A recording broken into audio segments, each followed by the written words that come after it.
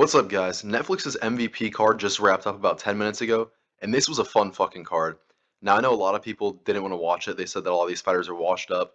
That's fair. I know a lot of people said they'd rather watch the UFC card, whatever. If you couldn't watch this card, that's one thing, but if you chose to not watch out of, like, loyalty to the UFC or any other, I don't know, prejudices, preferences, whatever, you definitely missed out. If nothing else, watch the highlights because this was a very fun card. On paper, it looked about a 5 out of 10. A lot of these fighters, Gina, Ronda, Nate Diaz, they're past their prime. They should be retired. But a lot of these fights were very fun to watch. And I think MVP, if they continue to bring on retired UFC fighters, then I think they could eventually have, some decent competition with the UFC, kind of like RAF is doing. RAF is a little bit different because they're using, mostly wrestlers, of course. It's not MMA, but also they're using a lot of current UFC fighters because they are allowed to compete. But I definitely think that these other promotions will begin to take some eyes away from the UFC, and they're putting on pretty decent promotions. I mean, I've been to two RAFs. I watched this Netflix MVP card, and I'm enjoying it, man. I'm really liking these. So let's get into it. First fight of the main card was Junior Dos Santos versus Rebellis de Spain. This was a fun fucking fight. I mean, this was a great start to the first round. I I was hoping Junior would get the win. That did not happen. Rebellis, he pulled it off. Now Junior, despite the fact that he got knocked out in under 3 minutes, he put on a decent fucking performance. I mean, they don't have the stats showed right away that, or not right away. This would be hours ago now. They don't have the stats updated, but he dropped Rebellis two or three times in the first round just off of leg kicks. I mean, he got knocked out and he was outstruck ultimately. Rebellis, he has a huge height reach advantage over Junior Dos Santos. Despite that, Junior's calf kicks were just tearing away at him. He left him aching, three times for sure. Two of those times he did drop him at a minimum. I don't know if he dropped him that third time or not, but if he could have just avoided those punches just a little bit longer, because Rebellis has crazy power, and he does have that reach advantage, like I said. If he could have avoided the punches just a little bit longer, he may have been able to keep Rebellis down on the floor and then win via ground and pound. Unfortunately for Dos Santos, that was not the case. Rebellis did get the knockout, and this was a great start to the Netflix MVP card. I mean, so there were five fights on the main card, and four of which were first round finishes. One was a second round finish, but all around great card, man. Second fight of the card, we had Saladin Parnasse versus Kenneth Cross. This was another fun fight.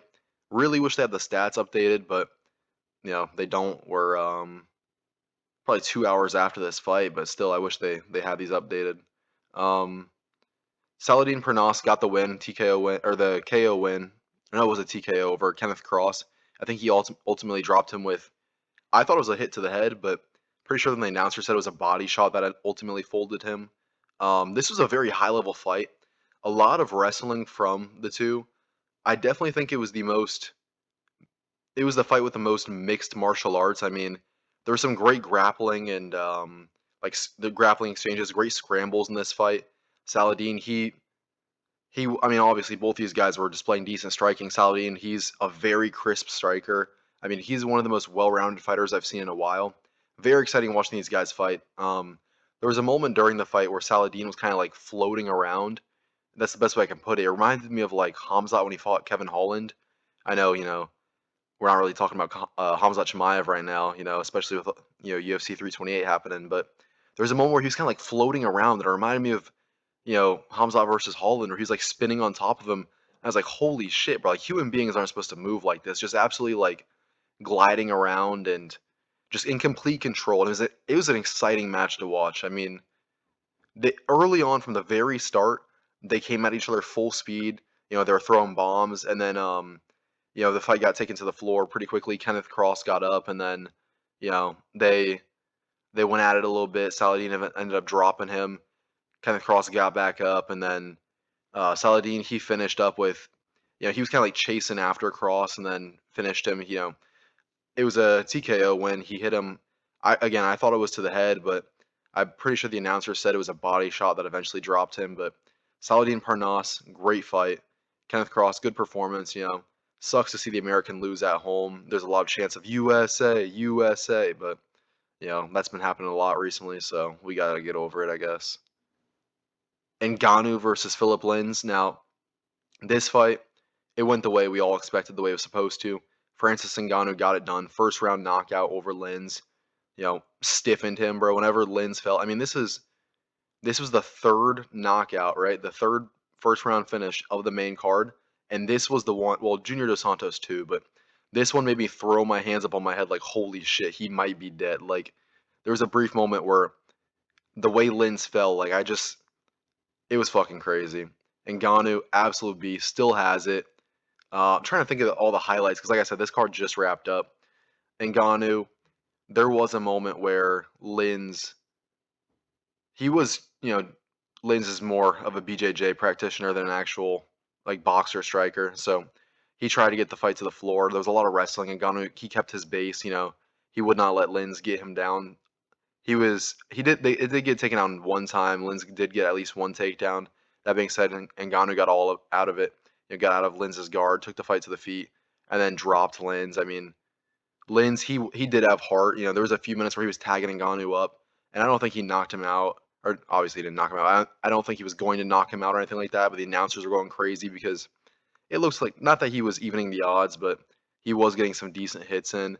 But of course, ultimately Ngannou got it done, like the beast he is. So shout out Ngannou. That was a great fight. Shout out Lins. Showed a lot of heart. Showed a lot of heart in this fight. Very fun watch. For the fourth fight of the night in the co-main event, we had Nate Diaz versus Mike Perry. Now this was a fun fight, despite the fact that both these guys are older, probably need to retire. They both took a lot of damage in this one, and a lot of damage in fights leading up to this. This was a fun fight, right? Nate Diaz, he lost. I mean, he got absolutely battered. There was a moment in the fight where it showed his back. His entire back was covered in blood. His face was covered in blood. He just got beat up at times. That being said, he had his moments. I mean, early on in the first round, he was getting tagged up by Mike pretty badly. Landed a judo throw, and then ended up in side control. I thought he may kind of, turn the tides from there. That didn't happen, but he did have a few moments in the fight. Mike, overall, he put the pressure on Diaz. I mean, he had him on the retreat for a decent amount of time. Hit him with some pretty nasty shots. Had Nate, limping, grabbing his side. Had him running towards the fence. There's a few moments in the fight that reminded me of that meme with Tony Ferguson when he fought Nate Diaz, where Tony would try to engage with Nate, and Nate would like turn around and walk away, and they'd play like that Skyrim NPC music. There's definitely a few moments like that in this fight. Nate, I like Nate from at times. I don't like him all the time. He's unlike Colby Covington, who plays a character. Nate kind of just is who he is, and he's a bit of a character. I like some of his performances. I like him sometimes I don't. Whatever. That being said, I felt bad for him in this fight, bro. He was getting tagged up a lot. He had no answers for Mike. Mike is, he wasn't looking like a superstar. I guess, well, he was in this fight. Like, Mike is great fighter, but not necessarily known as being one of the best. He looked pretty fucking good in this fight against Nate just because of Nate, how bad he looked at times, man. He was just gassing out, not a whole lot of power in his punches. All in all, it was a fun fight, and obviously these guys made a boatload of money, so good for them. And then the final fight of the night, the main event, Ronda Rousey versus ginacarano. It ended the only way it could. I mean, it says 17 seconds. I'm pretty sure on the actual fight clock, and the fight said 16. Ronda comes out the gate, spears Gina with a double leg. Gina tries to, put Ronda in a headlock, maybe looking for a guillotine.